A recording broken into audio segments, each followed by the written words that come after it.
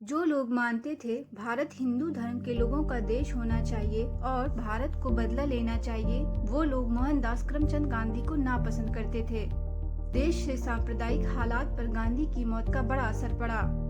सरकार ने तेजी से सांप्रदायिक तनाव फैलाने वाले संगठनों के खिलाफ कार्रवाई की और राष्ट्रीय स्वयंसेवक संघ जैसे संगठनों को कुछ वक्त के लिए बैन कर दिया गया।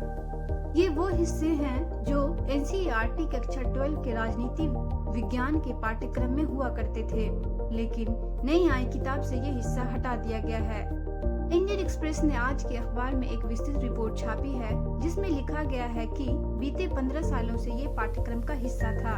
अखबार के अनुसार इतिहास की किताब से वो हिस्सा भी हटा दिया गया है, जिसमें गांधी की हत्या करने वाले नाथूराम गोडसे को पुणे का एक ब्राह्मण कहा गया था और उनकी पहचान एक कट्टरपंथी हिंदू अखबार के संपादक के रूप में की गई थी, जिनका मानना था कि गांधी मुसलमानों को खुश करने की कोशिश कर रहे हैं।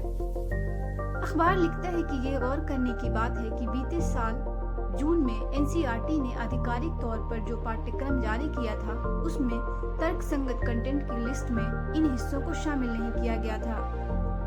हालांकि तर्कसंगत कंटेंट के आधार पर बनी जो ताज़ा छपी किताबें बाजार में आई हैं, उनसे इन हिस्सों से जुड़े वाक्यों और संदर्भों को हटा दिया गया है।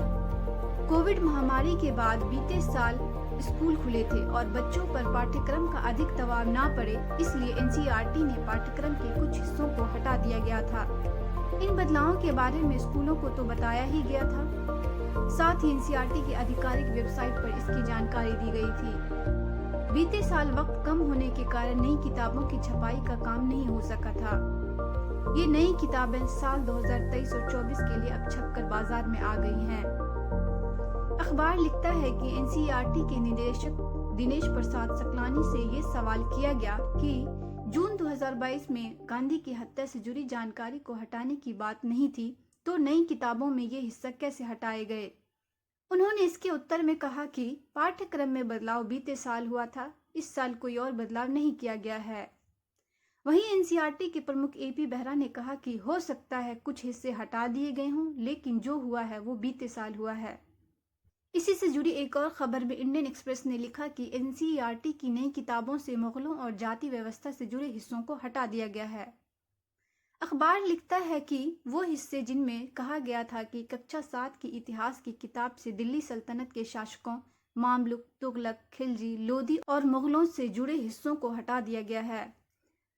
2 पन्ने के एक टेबल को हटाया गया है, जिसमें हुमायूं, शाहजहां, बाबर, अकबर, जहांगीर और औरंगजेब की उपलब्धियों की जानकारी दी गई थी।